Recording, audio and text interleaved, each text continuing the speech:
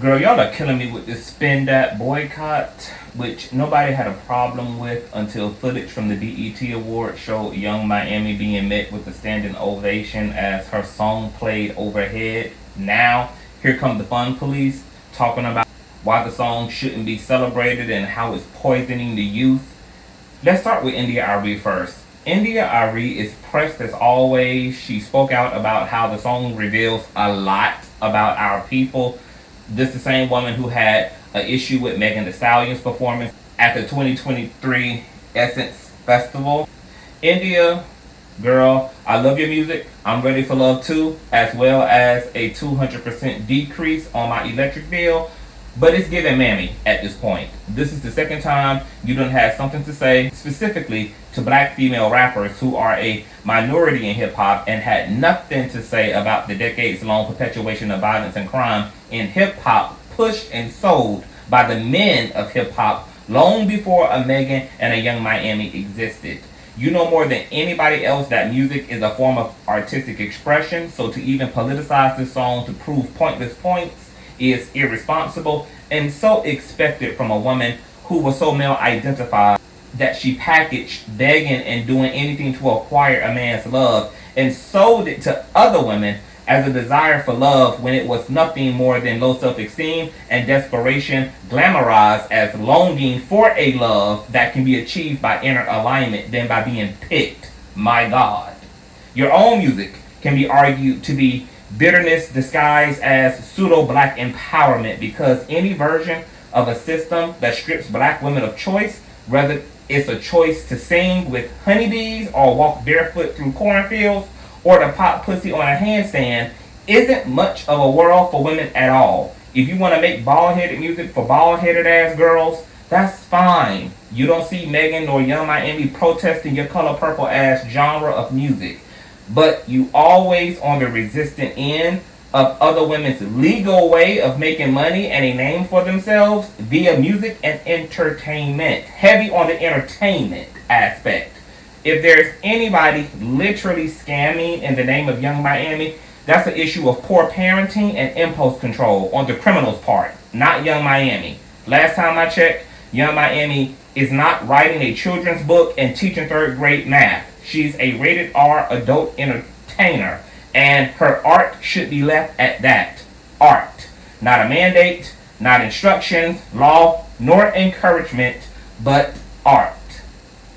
Then we got R&B singer and stage playwright Nicci Gilbert talking about how the song's success is egregious because she knows many women who struggle with theft and boosting, who lost time with their children.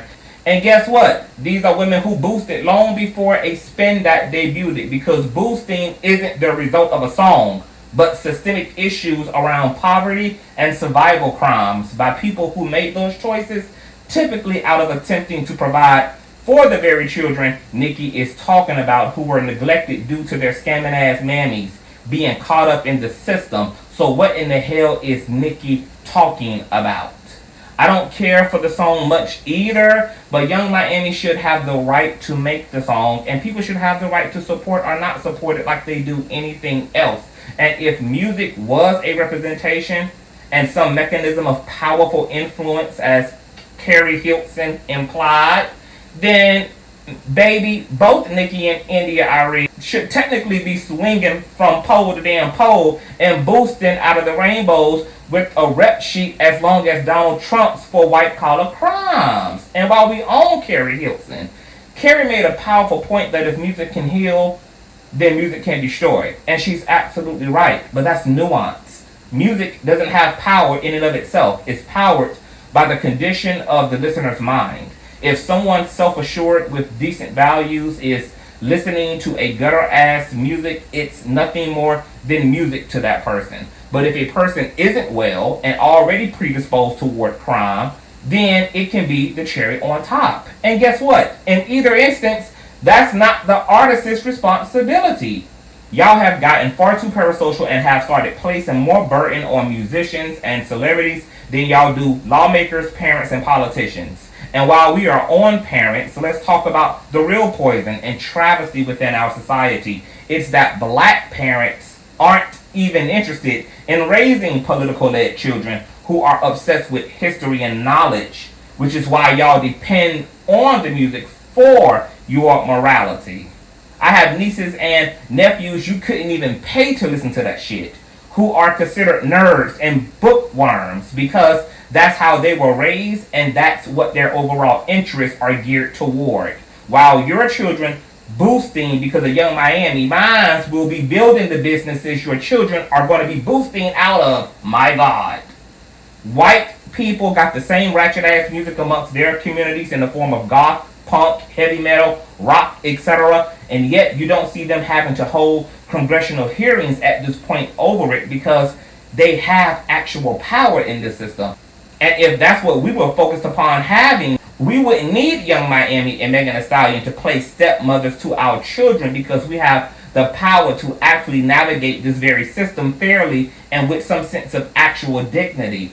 The ramification of it all and the internalized patriarchy and reverse racism within our own community is insane. Go talk to these men of hip-hop who are the gatekeepers of this type of musical medium if you really want to sound off, and put the onus on parents rather than celebrities. My God. Peace.